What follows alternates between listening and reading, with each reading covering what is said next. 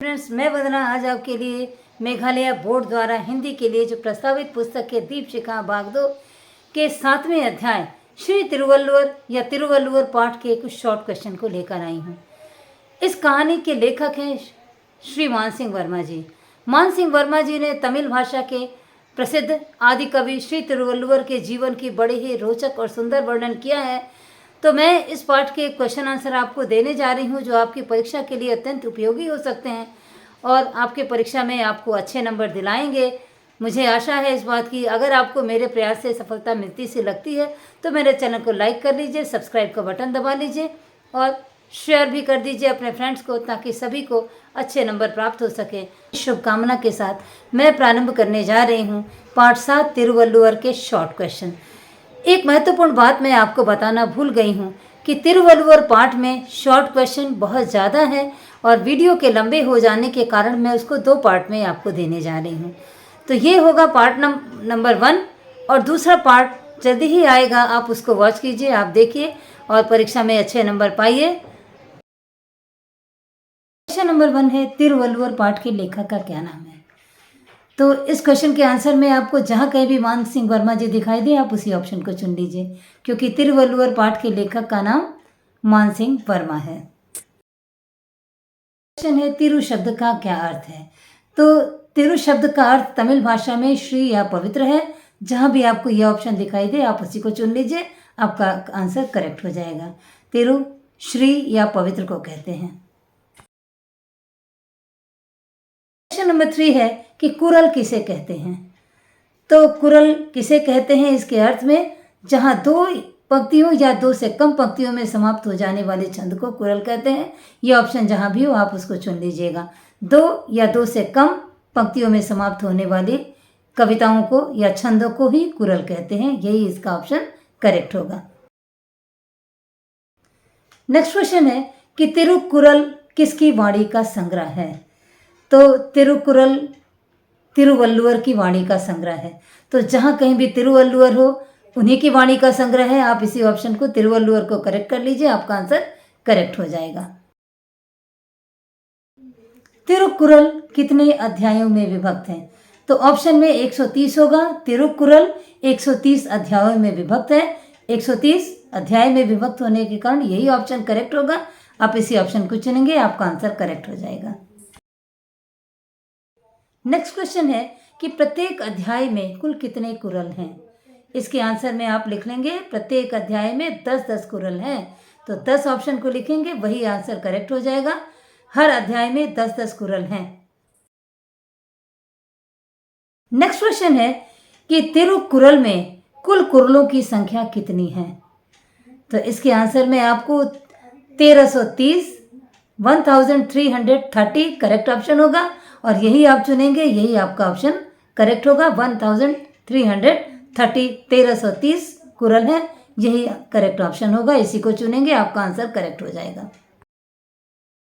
Next question आता है कि तिरुकुरल में जो छंद हैं उन छंदों को कितने भागों में बांटा गया है?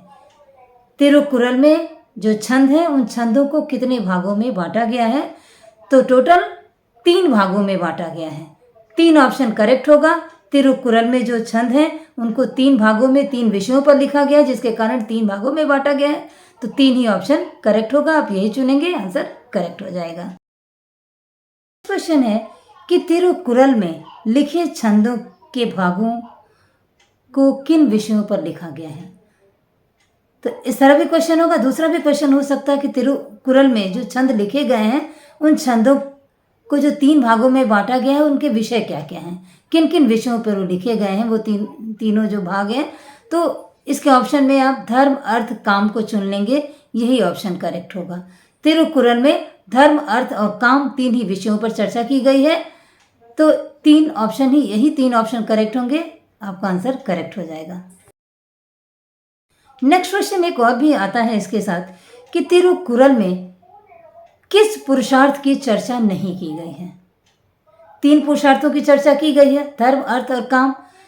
किस पुरुषार्थ की चर्चा बिल्कुल ही नहीं की गई है? तो उसके ऑप्शन में आप मोक्ष को चुन लेंगे, वही आपका ऑप्शन करेक्ट होगा, क्योंकि तिरुवल्लुवर ने धर्म, अर्थ और काम 3 विषयों पर लिखा है और चौथे पुरुषार्थ जो मोक्ष है उसकी चर्चा नहीं की है। तो तिरुकुरल में किस पुरुषार्थ की चर्चा नहीं की गई है, तो आप मोक्ष को चुन लेंगे, यही आपका ऑप्शन करेक्ट होगा।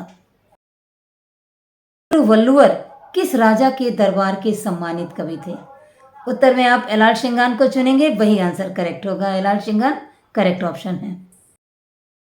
इसी से जुड़ा हुआ नेक्स्ट क्वेश्चन है कि किसके सुझाव पर तिरुवल्लुवर की वाणी को लिपिबद्ध किया गया था? आप इस आंसर में भी आप एलाल सिंगान राजा को ही चुनेंगे, क्योंकि राजा एलाल सिंगान के कहने पर ही, उन्हीं के सुझाव पर ही तिरुवल्लुवर की वाणी को लिपिबद्ध किया गया था। तो जिसके राज्य में वो दरबारी कवि थे, वहीं उन्हीं राजा के कहने पर किसी के द्वारा इनके कहे गए बातों को लिपिबद्ध किया गया और पूरी पुस्तक बना दी गई, तिरुकुरल उसका नाम रख दिया गया। नेक्स्ट क्वेश्चन आता है कि तिरुकुरल को किस भाषा का वेद माना जाता है? तो इसमें आप तमिल को देखिएगा, उसी को चुन लीजिए, वही आपका आंसर करेक्ट हो जाएगा।